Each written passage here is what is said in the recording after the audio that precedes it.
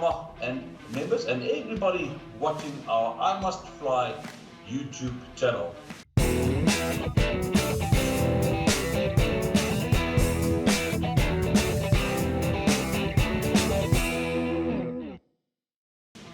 Today is another interview series, and a very exciting one, I must say. One I've been looking forward to have for quite some time. And we are being joined by two guys, by Charl and by Chris. Welcome, guys. Thank you very much. Well, thank you for having us.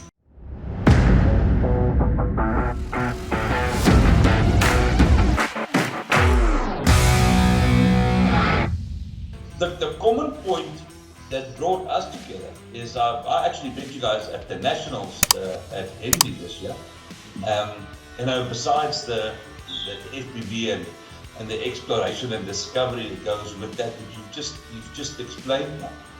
There was something else that caught my eye, and something that you guys ventured into and are doing very well at this moment. Chris, do you mind talking a little bit more about your printed aeroplanes, and how did that come about? How did you two guys get to the point of making that, Chris? Yeah, so the thing is, coming from the quads, generally most quad pilots have a 3D printer or know someone who has a 3D printer.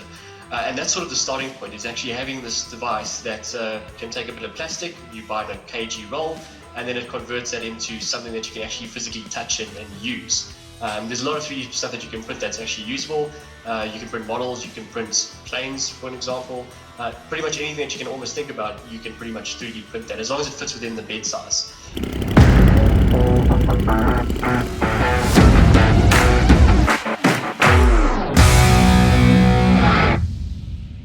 Now, during the lockdown stages, there's a fair amount of time where you didn't really have anything else to do other than scour the internet and find all these awesome YouTube videos. And one of the videos that I came across was a 3D printed plane.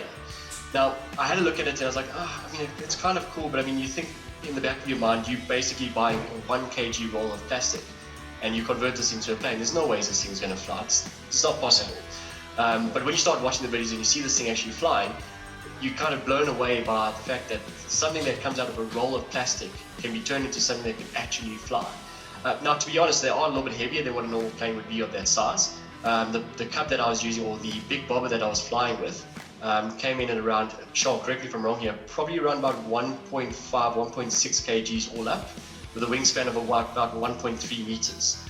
So it's fairly heavy for the size of the plane. Look, again, coming from a non-airplane background, I don't know if that's heavy or not. To me, that seems like it's something quite heavy. Something that's 1.6 kgs flying around. Okay, so... So I know that you keep on saying that the plane is heavy, but if you talk about the wing loading, with regards to the wing area that we have with these plane models, the plane is not heavy. They're fairly light, even if you compare them to some, I don't want to say necessarily to a balsa plane, but you can, it's a very comparable method of building a frame, an airframe, and a very, I almost want to say, deceiving almost, because, Chris thinks that those planes are heavy, but as soon as you pick them up, if you take the size into account, they are fairly lightweight and very trainer characteristics. You can obviously print a plane that is more dense, that has a bit, call it more scale characteristics. But the ones that the one we started off with, which was a big bobber, as Chris mentioned, it's based on a Savage bob, which is a beautiful plane, and it flies extremely docile. It is really, it's not a trainer, to be honest. It's a bit slippery when it comes to the stalling characteristics, but it flies really well. Even as call it, Chris flew that plane, I think, as his first real RC scale style plane, and he handled it extremely well. You mentioned those words, everybody would want to go, okay, how much would a normal plane cost to build? Are you at the point where you can say it costs you more or less so much for a frame? Yeah. And what's that number? So the simple answer to the question is you have about 1 kilogram of filament on a roll, which costs you about 300 rand.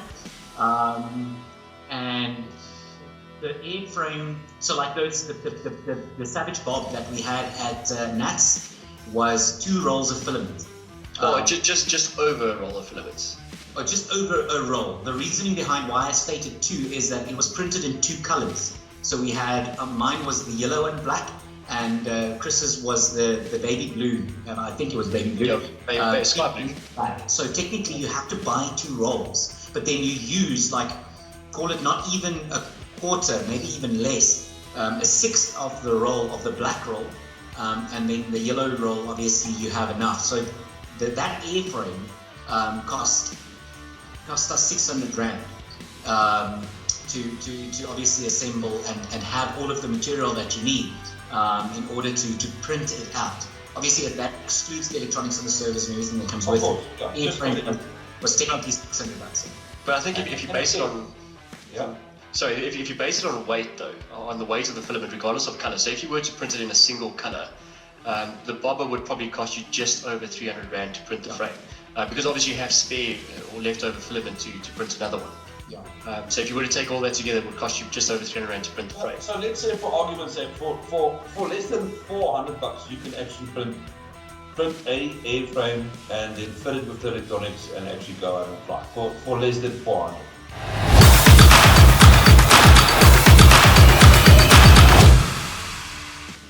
What else have you got to show us, Chris? So that is the Eclipse Model R that I'm busy printing. The bobber is still being printed again, because once again, lack of skill. I have crashed that one this weekend, although I do blame the wind from this weekend, so that's from there. On the side here, I've got my favorite plane at the moment, which is a Super Tucano. This has got a 1.3 meter wingspan. I don't know if you can see that though. Well, not entirely, but you do get a feel for the planes. It's beautiful, huh?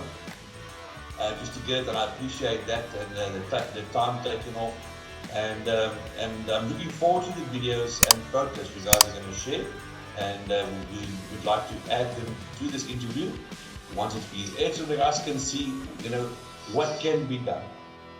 So guys, thank you very much again, Chris, for your time here, and Charl, and then until we see each other again.